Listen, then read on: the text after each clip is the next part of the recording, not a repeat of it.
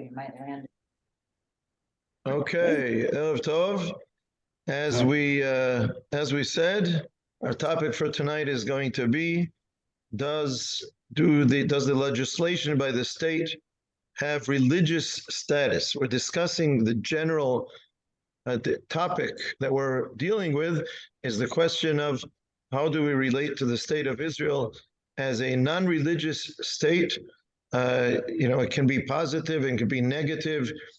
We can be very wary of being too positive about it because it's not according to Torah, and we can't necessarily influence it to be according to Torah. So how do we relate to in general, how do we relate to this non-religious state? And specifically for this evening, the state legislates, makes all kinds of laws. Does halakha, does the Torah have anything to say about it, or just say, well, we don't care, that's not Torah, that's not halakha, so we don't care about it? So let's see a few different points. I'm going to share screen in order to discuss this. Here we go. Okay. So the first concept we're going to discuss is this headline over here called Dina de Malchuta Dina. Dina in Hebrew is the law, and Malchuta is the government, is the kingdom, the state. So even the term already says something. It's saying the law of the state is a law, meaning that's not saying much, is it? But it's saying that the law of the state is religiously considered a law, is considered a din. If the like here you have it in English, the law of the government is law. Not only it's law, how would you say, according to the non-religious state, it's law. Of course, when it makes a law, it's a law, but it's a law according to Torah, according to halakha. Dina de malchuta dina, the law of the government or the law of the state is a law. And I'm bringing some parts that you can find you can find them in Wikipedia. If you write Dina de Malchuta Dina in English, you can find this. It's also in Wikipedia. It's also in a place called Halachapedia. I don't know if you knew that existed, Halachapedia. And there are other articles about it in English as well, getting into greater detail than I'm going to get into tonight. Articles, more specific, overall overviews, so that you can read more about it if you'd like to. Of course, we're going to get into it on a very opening level. But let's take a look at a few things that I took, that I kind of gathered from a longer piece about this idea of Dina de Malchuta Dina. This is a principle I'm reading over here. This is a principle in Jewish religious law. That's the word I was looking for, civil law, that the civil law of the country is binding upon the Jewish inhabitants of that country, and in certain cases is to be preferred to Jewish law. We will discuss soon how much is it preferred and what areas can it possibly be preferred to Jewish law. Well, let's say first of all, if I look at the people here, if you're from the United States or Canada or France, or if you're a citizen of one of these countries, and you can then say, no, I believe in Jewish religious law. I believe in God who gave the Torah to the Jews, so I don't have to keep the civil law, which is only the law of the government of the country that you're, or the parliament of the judicial system of the country that you're living in. So the Torah itself says no, it is binding. The law of the country is binding upon the Jewish inhabitants of that country. The law of the government, the law of the kingdom is law according to halakha. And he says it appears in at least 25 places in the Shulchan Aruch.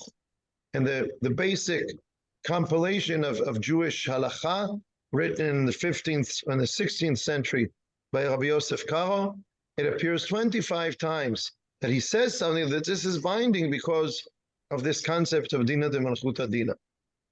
This means that obedience to the civil law of the country in which they live is viewed as a religiously mandated obligation. The general principle is subject, however, to the following qualifications. We're not going to discuss the sources, we're not going to get into all the intricacies, but some of the basic concepts. qualifications, certain limitations. It doesn't mean that the government can make any law that they like to and it's abiding. It doesn't mean that if I'm in a dictatorship, then whatever the dictator says, that's halakha says I have to follow that. So let's take a look at some of these qualifications.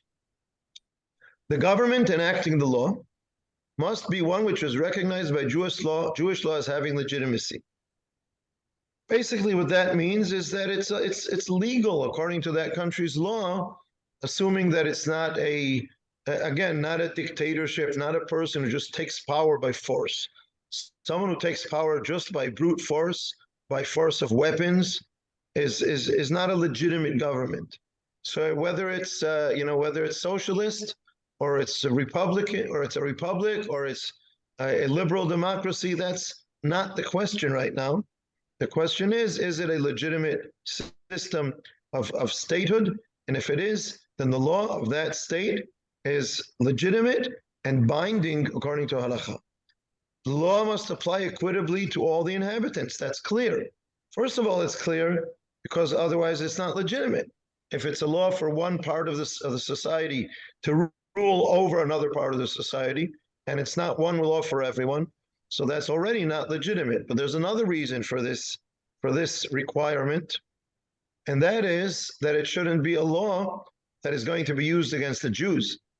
Because I am saying as a Jew in these countries, you have to abide by their laws. But if their laws are anti-Semitic, and they're saying, Muslims have one law, Jews and Christians are infidels, and they don't have the rights that other citizens have, then the halakha does not recognize that system. It doesn't want us to give power to people who are persecuting Jews or who are being racist against Jews. We don't want to give them power to be able to be to have laws that are racist against the Jews. So the law applies halachically if it applies equitably to all the inhabitants. And I learned some English words today. The law must not contravene. Okay, I learned that word today. The law must not contravene the spirit of the laws, even if a particular regulation may be contrary to a provision of Jewish law. Meaning, if we're looking at the laws of the Torah, it doesn't have to be identical one-to-one, exactly to the laws of the Torah. Then we don't need it. It's already the law of the Torah. It can be different from the laws of the Torah. I'll give an example soon.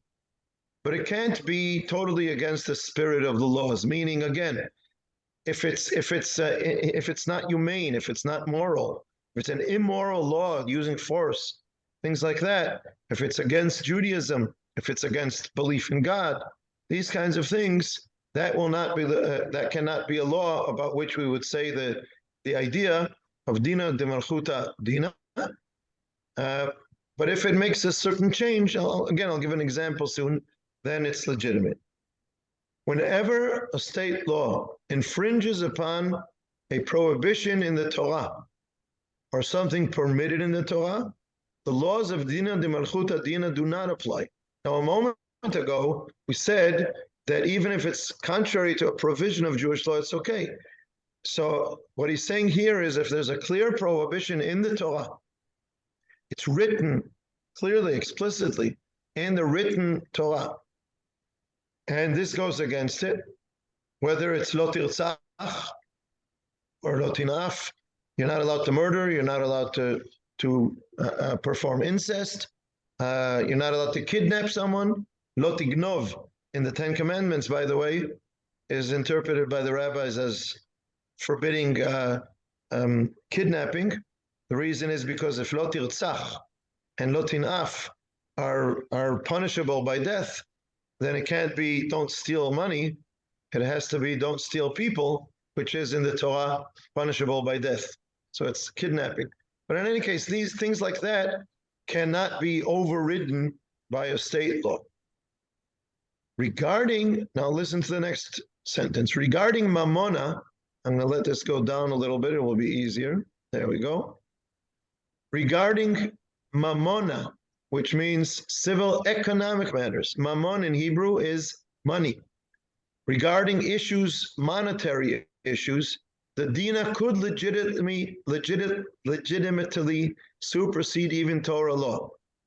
Regarding isura, which is isurim, prohibitions, not prohibitions about monetary issues, about religious matters, the Gentile laws could not be heeded against the Torah.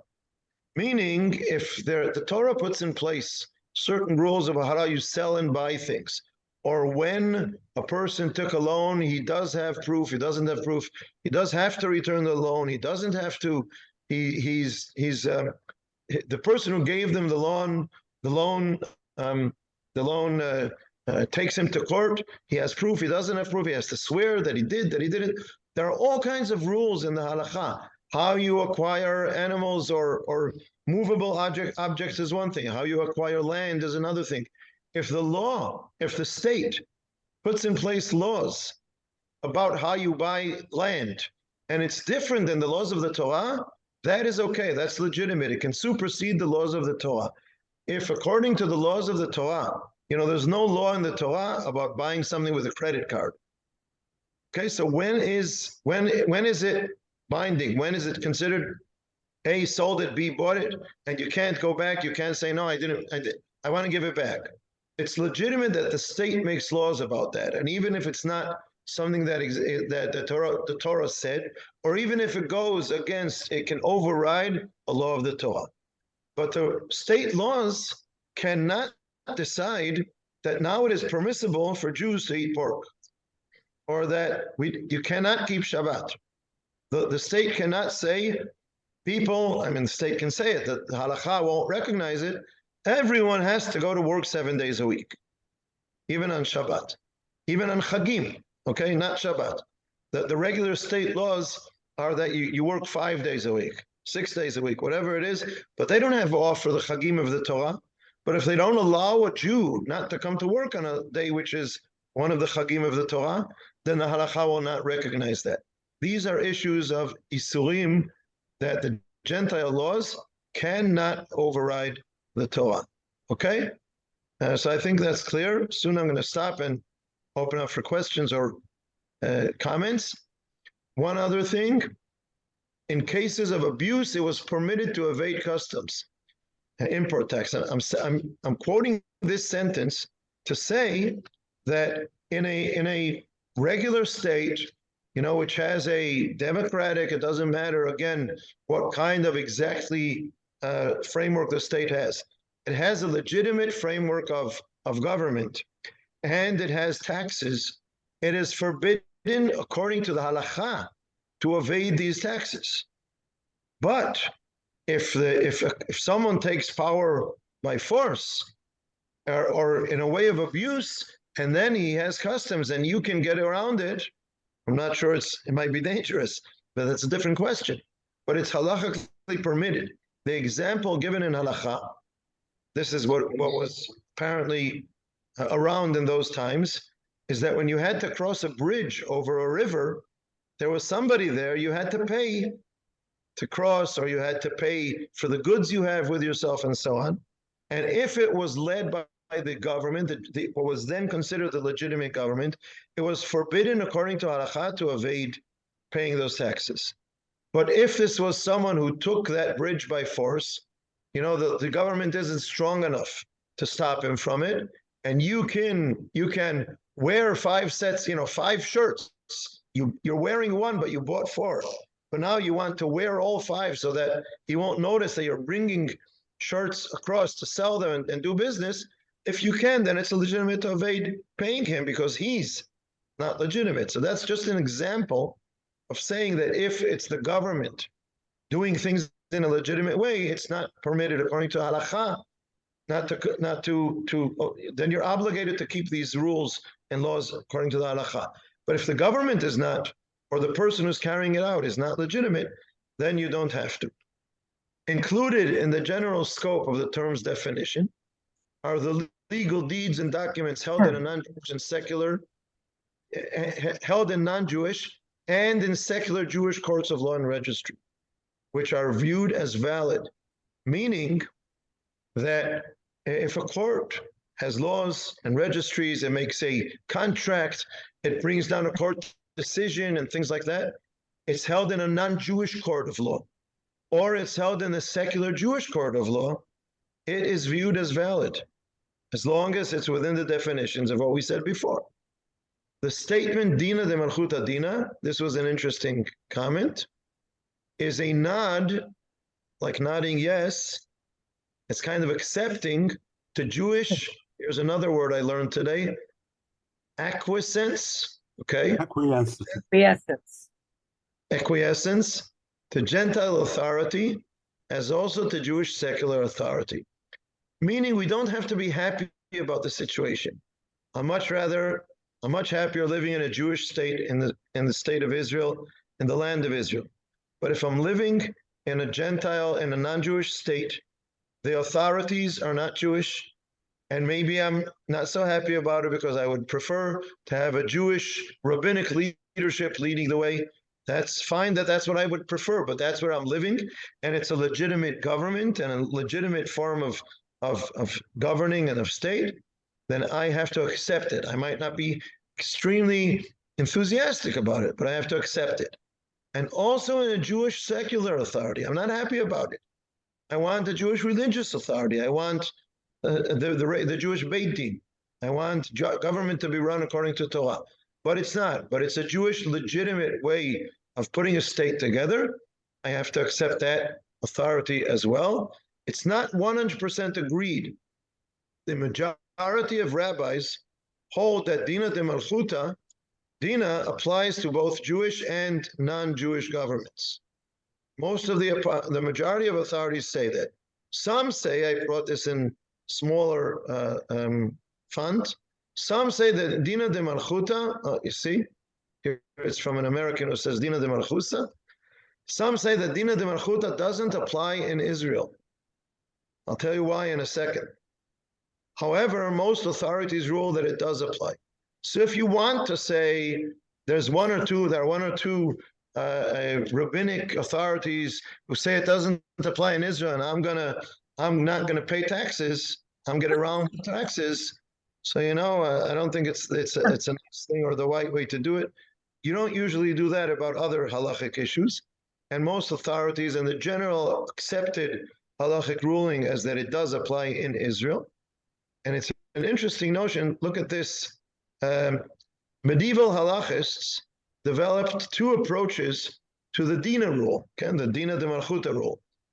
What is the reasoning of this? First was the contractual theory, where the laws of the ruling king are binding upon the subjects of the realm because they had agreed in advance to accept the king's laws. If the society that you're living in accepts a certain way of governing, then that's an agreement. It's kind of an unwritten agreement. It's kind of, what was his name? The political philosopher who said that this is the reason for morality. There's an unwritten agreement. Utilitarianism. What was his name?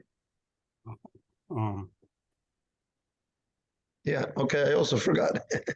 In any case, so it's a way, if it's generally accepted by the society that you're living in, it doesn't have to be democratic, it's just not put on by force, then you have to accept it. That's the way you're living there, that's part of the contract. And the second is the ownership theory, where the Jews recognize the king's law as the land is his personal possession. The lands used to be until the French Revolution. The lands were considered to be the king's possession.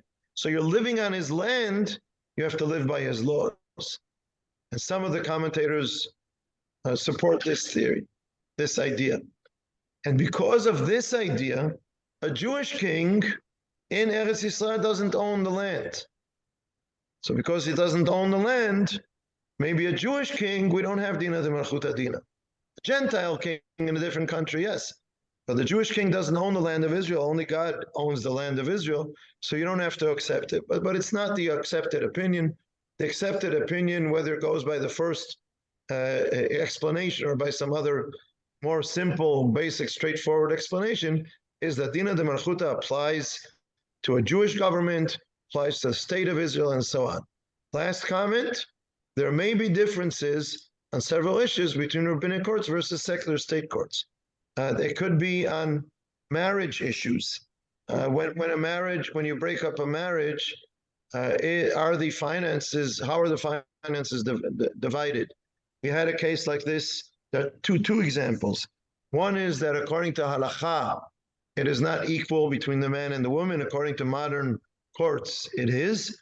And in the last couple of years or decades, the rabbinical world has accepted that within the rabbinical court it should be this way as well. But there were times where there were significant differences on this issue. But here's a place where there's still a significant difference.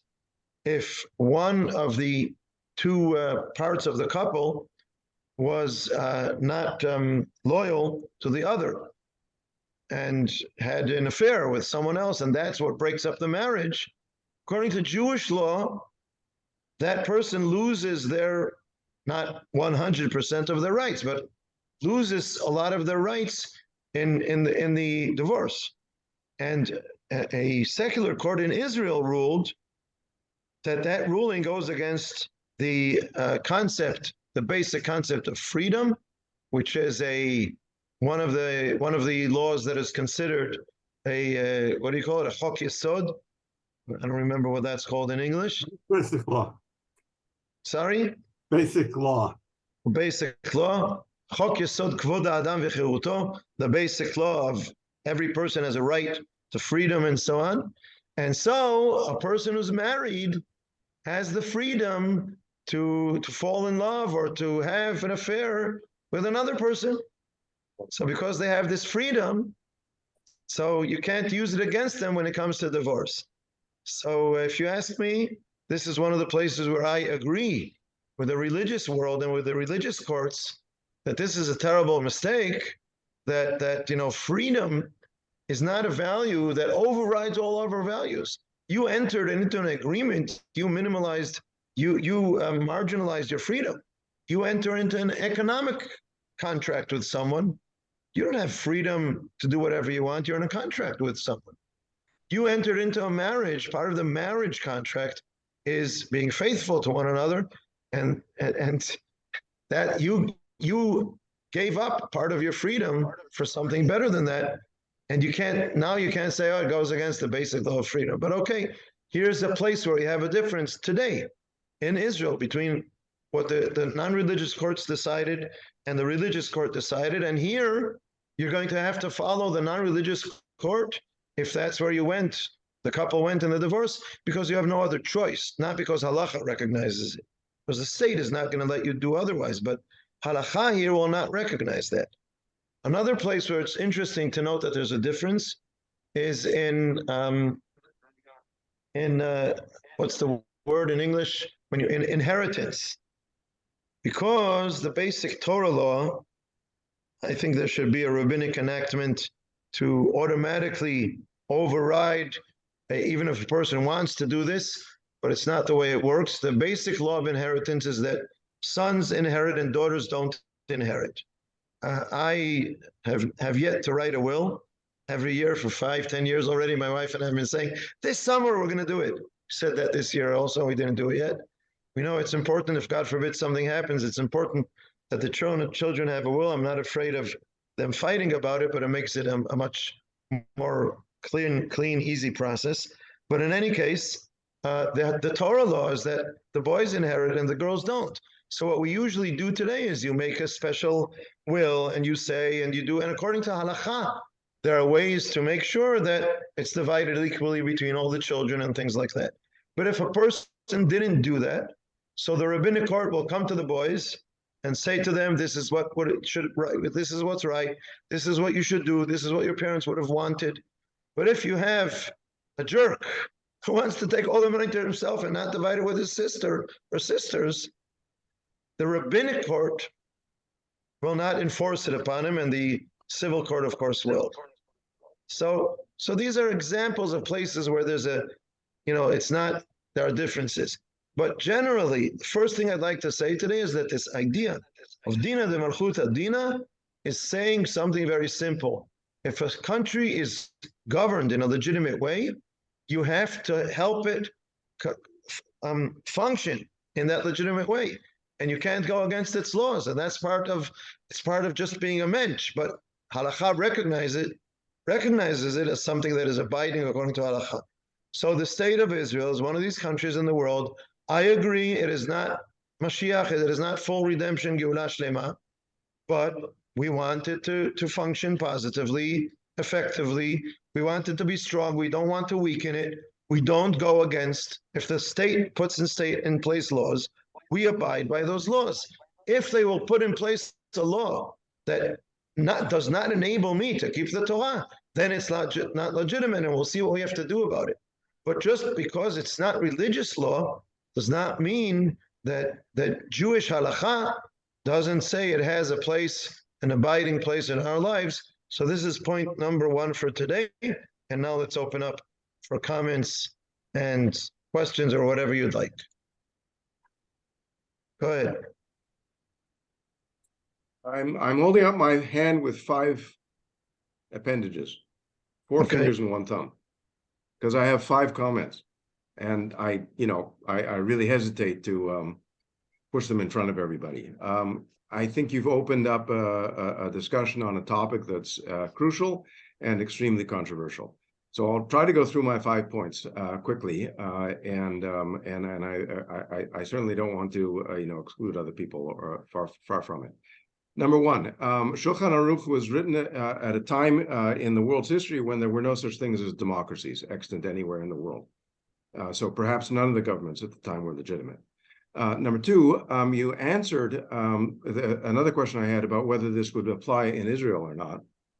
And we got a majority opinion, so that answers my second question. My third question, I'm running out of memory here, but I did want to get to this one because it's the most controversial in my mind. We talked about if one group is discriminated against in the country, does that delegitimize the government? Okay, so I'm going to jump into it, guys. I'm sorry. We have currently a government that discriminates against some of its citizens. I don't want to pay Israeli taxes anymore. What do I do?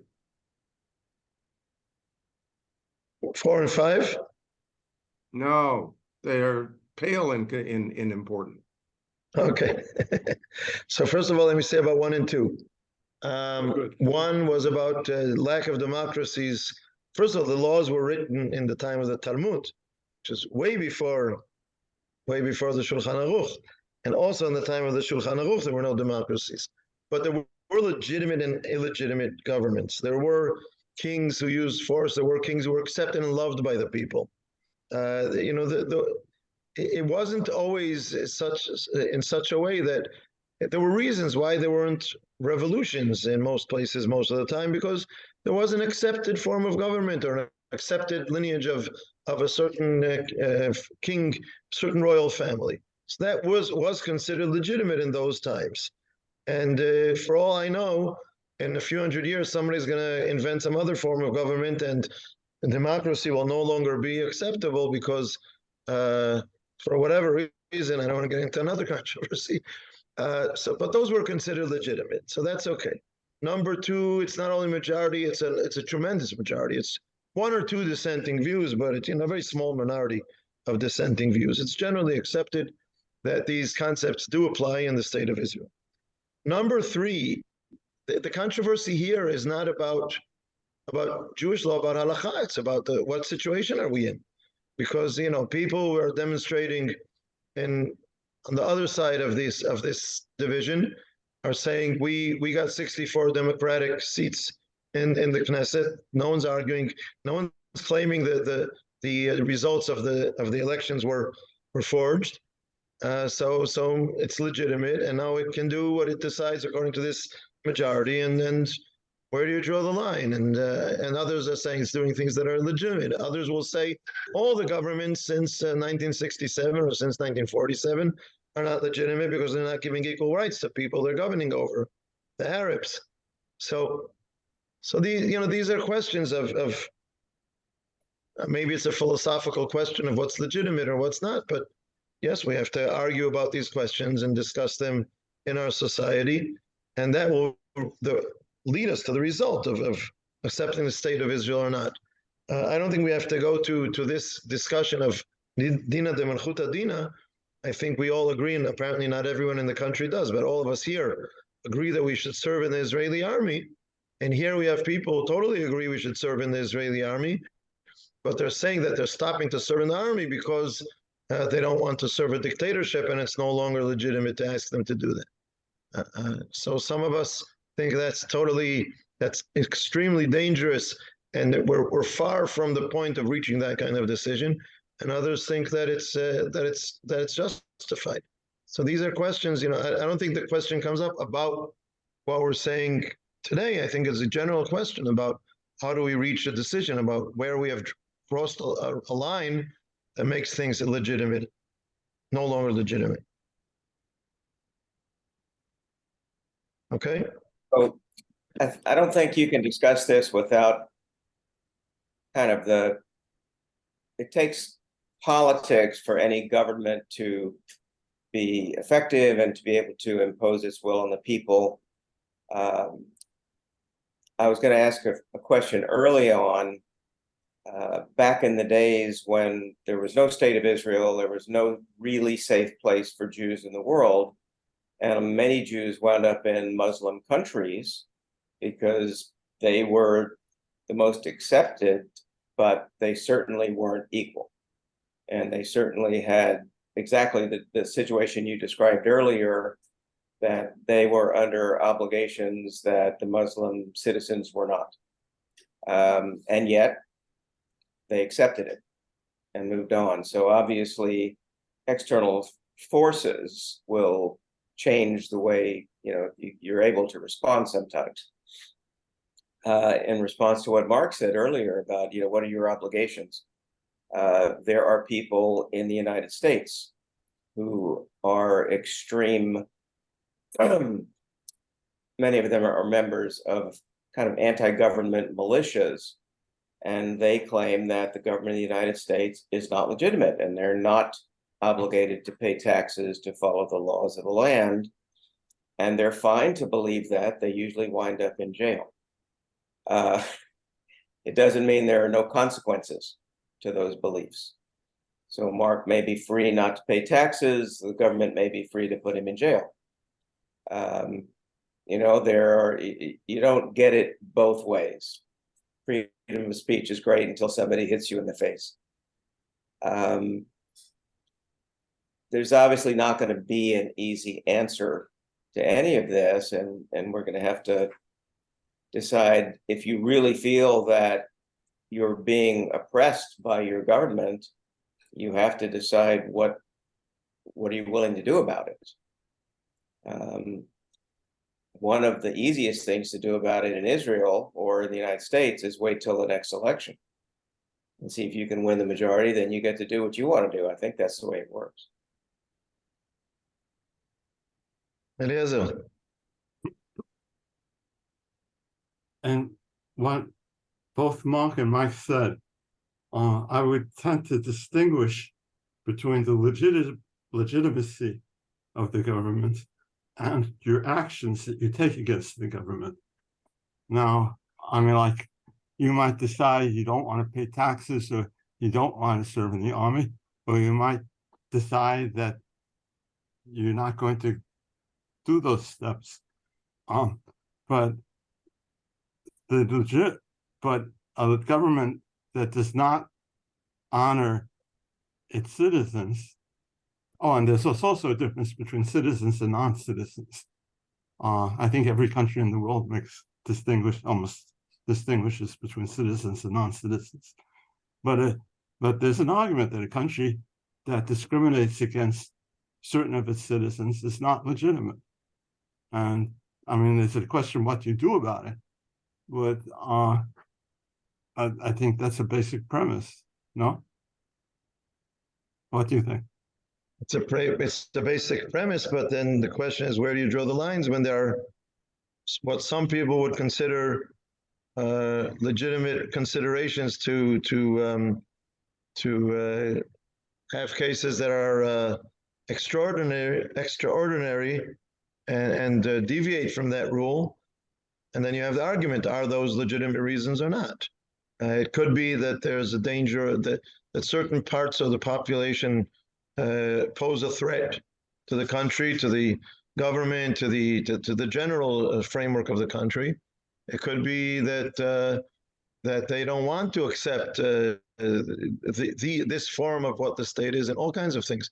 And I'm not making an absolute statement about what my opinion is, but I'm saying you'll always have disagreements about where do you draw the line, where is it an out of the ordinary but justified situation, or where is it totally non-justified? And we've been within this argument for as long as maybe not any of us can remember, but certainly as long as most of us can remember.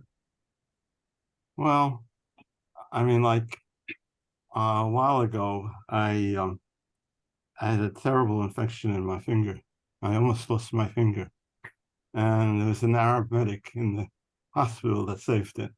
And when we go to the supermarket, at least in my mind, argument about that. There's no argument about we're deviating from I'm sorry, we're deviating from our topic. We're going into a tangent which is not the you know, and we shouldn't. I know it's a sensitive and heavy issue now, but I'm saying there will always be arguments about where to draw the line of legitimacy, but let's try to pull it back to the main topic of the basic, one second, to the basic topic of how do we relate to the state of Israel, not right now in this government, but how do we relate to the state of Israel from the point of view of I want to live in a Jewish state that functions according to Judaism? That is not the situation. What does the Torah, does the halakha have something to say about this situation? And yes, I'm showing that it does. So, I think that's we've gone through several ideas, but what we haven't, and this was one of my other questions, who does decide? Who does draw the line? Who does say, you know, this is or this isn't? Okay, well, again, it's you're going to go back to the question of between the courts and the government, or if you're going to ask rabbis, so you're going to have difference of opinion, and when you have a Sanhedrin, a Beit Din that the people abide by, then the Sanhedrin will make a decision, and that doesn't mean that the Sanhedrin will never make a decision that you think is illegitimate. So you have your tools how to deal with that, but those are the extreme situations. I don't think that this shiur is the time to discuss those extreme situations. I think what we want to discuss is the general picture of ourselves as people who are connected to Torah and to the Jewish tradition and want that to be, if not the leading force in the state of Israel, including all kinds of humanistic and moral issues. We all agree on that. But we want it to be leading, or at least a major force in the state of Israel. And it's far from where we want it to be. So we have some of our brothers who think that this makes the state of Israel illegitimate and it's not according to halakha, therefore I should ignore it. And this is the issue I want to deal with. And I'm saying that you see, halakha is not saying that. The fact that the rabbis discussed hundreds of years ago, what is the rule, is the concept of dina de malchuta dina applicable in a Jewish kingdom or not? And the vast majority, the overwhelming majority of opinions is that it does. Shows us that these rabbis are all aware of the possibility that there's a very big gap between what I would want to be and what there is, but I have to be positive towards what there is, even though I would like to see things different. So how am I going to influence things to be different? Good question. I wish you luck. Seriously, I'm not saying it cynically. I wish you luck to be able to influence it. But right now, what is in place is something that is important, is legitimate, and is something that should be conserved. I'm talking about the state of Israel in general, not the present government. The state of Israel in general is, according to, in the perspective of the halakha, the Torah that I've studied, that I think we have studied for hundreds of years. If that's the situation, I'm not discussing whether or not we should say Hallel and make a blessing, thanking Hashem for the state of Israel, or we should, with a grudge, say we have to accept the laws. But the halakha is saying clearly, we do have a religious obligation to accept the laws of the state as long as they don't clash directly with laws of the Torah. So, question: if a person in Israel wants to live according to Torah law, does anybody here think that there is something in the secular law that actively prevents us from doing so? Because to me, that would be a different situation. Because I think you said earlier that part of the Shulchan Aruch guidelines or laws is that the secular law should not require you to do things that the Torah specifically says you cannot do. Correct. And I'm not seeing that. If somebody else sees that, I'd love to hear about it. So if you're in that situation where you do have the ability to live as you wish and just don't participate in the parts of the state that we disagree with or that would seem to, countermand Jewish law, call it running public transportation on Shabbat, whatever, fine, don't write it. Is there a great impetus then to try and change things by violent protests, or simply gently try and convince people to do things a different way? Where's the big conflict here? I may be missing it. Okay, first of all, I think there are, generally, I don't think anything forbidden is coerced upon us. I don't think we are forced to do something that is forbidden. We don't have to take the bus on Shabbat, and we don't have to work on Shabbat, and so on. I do think there is a lack of equality in some things. A person who's willing, that the country does not see to it well enough that a person who in a Jewish state, that the majority, where the majority is Jewish, that a person who wants to keep Judaism has the an equal chance at something that everybody does, whether it's in sports or in other areas where they don't have that. It's not causing us to go against halakha, but it's not totally enabling us to do everything that we can in life in the best. We don't have the best means towards that.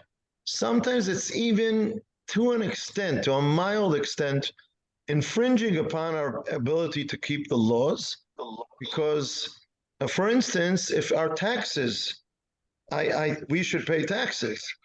When our taxes are used to do things that are against halakha, we're in a very touchy, sensitive area. If the municipality takes my taxes, and on the year of Shemitah, every 3 months changes over the flowers and the flower beds in the city, in a place called Ra'anana, which does that very nicely for 6 out of every 7 years, then my rights I'm paying money to do something, I'm paying the country taxes, and the country uses my money also to do things that are against halakha. So in that sense, it's sensitive. You could look for a way around it.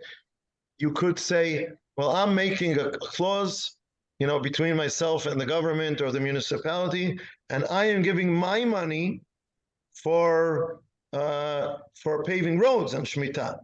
And if you're planting flowers on Shemitah, you're using my next door neighbors, non-religious neighbors' money. The rabbis will say to do that. Have that in mind. Or you live in a building, you live in an apartment building, it's Shemitah, and there are other residents in the building, and they want to keep up the garden in Shemitah. They want to develop the garden in Shemitah. So, it depends what kind of neighbor have you been for the previous 6 years? What kind of relationship did you create with him? Can you discuss it with him, etc., etc.? If it goes against you, then, you could do that. You could go and say to them, okay, I'm paying for the guy who cleans the stairway. You pay for whatever you're doing in the garden. You could do that. Another way of looking at it is saying, I understand this is where Am Yisrael is today. I understand it's not perfect. I could go live in a non-Jewish country, and then it's not an issue, because they can use my taxes for planting flowers on Shemitah, and it's not a problem. And they can use it for buses on Shabbat, and it's not a problem. I would much rather live in a Jewish state with these difficulties than choose to live in a non-Jewish state outside of Israel without these difficulties. And then I would ask myself, what kind of neighbor am I? What kind of relationships are we creating in the state is what's going to influence demonstrations, or is what's going to influence positive relationships, and let's see what we can do and try to work together, and so on. So these are the big questions, yes, but I think it's important to put in place. So what I'm saying is, I don't see, you're asking, are you missing something? No, I don't think you're missing anything big. Maybe I gave you a little pointer here that maybe you weren't aware of, but I don't think you're missing something big. I don't think that we are coerced to do something against halakha, but some things are borderline. But what I'm discussing is the general perspective of the state. Should I just look at the state of Israel as a non-Jewish state? I'm living, there are those who live, I'll go to the extreme, in a Turi Karta, are not Israeli, they live in Eretz Yisrael without Israeli citizenship. They don't want to be citizens of the state of Israel. So they live in the land of Israel without living in the state of Israel. You could have a passport, an Israeli passport, and be an Israeli citizen, just because you need it for pragmatic reasons. I'm a citizen of the United States. I have an American passport, not because I love being American, because if I fly to visit my relatives in the US, I go on the shorter line that goes faster than going on the non-American line. Things like that. It's just a good thing to have. It's not because I'm dying to be called American rather than Israeli. So you can have an Israeli passport because it works, it's effective, and not be excited about the state of Israel. And then you try to get around the state whenever you can because you don't value it. So here's where I'm saying, don't do that. Yes, the state of Israel does have religious. One question is, does it have religious importance? Now I'm saying it does have religious legitimacy, and you have to abide by its laws according to halakha.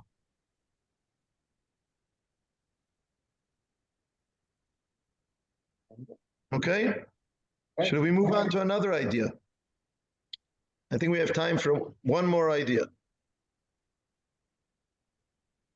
And that is the idea, I just wrote it here in Hebrew, I didn't bring a source. There are two things about the law of Melech. There is the issue of a king in the Torah. I'll just show you here, and it's not comfortable with the screen sharing, and it's not for text. There are two things about Melech. One of them is there's an idea that a king can put in place rules that are not according to Torah. I'll explain in a second. The other idea is that when there isn't a king, the people, it's an idea that Rav Kook says in a response called Mishpat Kohen, that the power of governance is given back to the people. So I'll explain the details, or not details, I'll explain the general idea of these two concepts. One of them is that it's not true, the basic thought that the governance of the Jewish state, the ideal Jewish state, is totally run by the Sanhedrin, by the Beit Din, by the rabbis. That's true about the religious laws. But there are two things that the halakha recognizes. One is that there are situations of, just like the modern law recognizes, there are situations of emergencies, shat chirum. In the state of Israel, if the government declares an emergency state, they're allowed to confiscate your car. We are taking your car to serve whatever the defense needs are right now, or you don't have a private car, they're probably not going to take your car. If you own a truck in times of emergency, the state might decide to take your truck and use it for all kinds of purposes. And that's legitimate because sometimes that's necessary. And the one who makes decisions about that in halakha is the king. It can even be about Torah. It's not something that we want to see put in place today, that people aren't keeping the religious laws, and therefore the king has authority to be more severe in the punishments for transgressing religious laws than the rabbis, than the regular rabbinic law is, and also about the defense, the security situation. If there's a lot of violence, And the rabbis, take it like, the regular judicial system. You need witnesses and so on. And they're just losing it. They can't, there's so much violence. Look at the Arab, look at the Arab settlements, Arab cities in Israel with all the violence in this past year, in the last couple of years. And, you can't, they're losing control. You can't handle it. And sometimes you have to put into place emergency rules. And so the king has the right to do these kinds of things, and not only in emergencies. So there's also that. So the state is a kind of king. And if the government says you drive on the right side and not on the left side, or if it changes its mind and decides, even though the British ruled here, we decided not to be British and we drive on the right side and not on the left side. So that's abiding because that's what the government decided. The king has the right to do that. The rabbis have no say about whether we should drive on the right side or the left side. The kingdom has to make that decision. So there are other things that the king puts in place, and we all have to abide by it. That's another part, another way of looking at the non-religious state. It's like a king rather than a religious court. The other aspect of kingdom is what Rav Kook says, is that when we don't have a king, and he's not saying I'm happy we don't have a king, not discussing now monarchy or democracy, but when we don't have a king, what is a king? What is the rule? What is the role? Not the rule. What is the role of the king? The role of the king is to take care of the people, to do what's best for the people. I'm not saying every king does that, but that's the role that the king, that's what the king is supposed to do. So when we don't have a king, the authorities of the king go back to the people. How are a people with a few million people, how are they going to carry out the authority? Who's going to make the decisions? They vote for someone to be the governor, and that person is given the authority by the citizens to act as the king temporarily. We can give it to him for 7 years, or for 5 years, or for 4 years. We can overthrow him according to the rules and so on. But then he has the right to do this. So the idea that there is a non-religious leader, which is mentioned in the Torah, in Parashat Shoftim, we read it 2 weeks ago, a week and a half ago. And we discussed in this shiur and in Hebrew and Sudah Shlishit on that Shabbat, is monarchy an ideal or an option if we choose it? Not such a great option. But in any case, the general idea what the Torah is saying is, you either have to choose a king or you can choose a king. You have to choose a certain way of government. And when you choose your way of government, the chosen governor, whether he's a king or a democratic leader, he has authority. And the Torah accepts that authority. The Torah limits him. He can't take everybody's money and other things. But he does have authority, according to the Torah, to put in place all kinds of decisions. Once again, he would not have authority to tell us not to keep Shabbat or to transgress Shabbat or to do other things against the Torah. But in governing a state, he has authority, and that authority is binding according to Jewish law. So if I try to sum it up, it's two basic ideas. It's the idea of king, and the idea of, again, going back to the king, Dina de Malchuta Dina, the idea that, and it all comes together to say, listen, it just makes sense. You can't run a country without a system of how the country is run. And if the population accepts that this is the way that the country is being run and the government is an acceptable government, when that is the situation, without going back to the discussion, is that the situation right now? But generally, when that is the situation, then according to the halakha, we are obligated to accept the rules of that form of government. This does not address the issue of, are we in love with the state of Israel religiously, or are we accepting it with a grudge?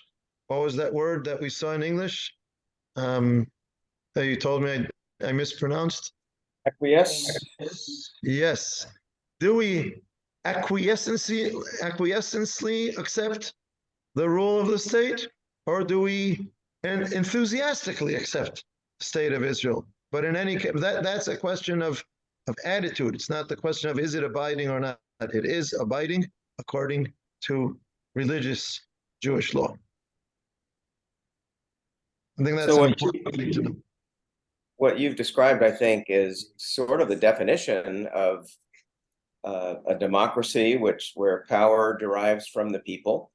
The people give permission to the government to act on their behalf. That requires having a framework in which the government does have authority and means to act, and there are things they can do and can't do. How does that apply to a king? Can a king It just it doesn't necessarily have to be a democracy. As I said before, if there's a monarchy that the people accept, if the monarchy is just killing off anyone who doesn't like it or speaks up against it, then it's not legitimate. But if in general the people accept the monarchy and don't want to overthrow the king, even if it's not a modern democracy, today I wouldn't accept that. I personally, individually, would not accept that. I don't want to live in a monarchy. I would much rather live in a democracy. But in times in history where there weren't democracies and people accepted monarchies, then that was the legitimate rule. And sometimes they what's the term in English? They overextended their power, and they made a mistake, and they were overthrown by the people. So as long as they didn't overextend their power, people accepted, even though it wasn't equality, that was legitimate at those times. Teri-Esser. Well, I think there's a subtle issue, Paul, here. That it's when you don't have a king, it's the ruling authority that runs the country, which isn't just the person who's elected. It's the executive, the legislative, and the judicial, which it's all balanced together. And there's a kind of understanding that there's going to be that balance. Mm-hmm. And, so I mean, when you talk about the king, I understand you're talking about the ruling authority or something like that. Is that true? I don't want to be pulled back to the discussion of who I'm not asking what it is. I'm just saying. No, I'm saying that the balance, yes, there's a balance there. The big question is who tilted the balance, who created the imbalance. That's the argument today. But that's not our topic right now. But yes, that we can do tomorrow. Yeah, okay. but yes, there's a certain that's an accepted way of government here. Yes. Yeah, again, you have the same issues in the United States. Michael, you mentioned before people who don't accept the legitimacy of the American government in more general ways. Right now, there's I don't know where America is going. The Trumpists are saying that the last elections were rigged, and that Biden is not a legitimate president. And now we're going to have Trump running for president from prison, and who knows what's going to happen there. So these are serious questions. The world, as I will quote my mother, the world is going crazy. Okay. Your mother's right. Manage somehow. Listen to your mother. Yeah. When did she say that? What? When did she say that? Very often.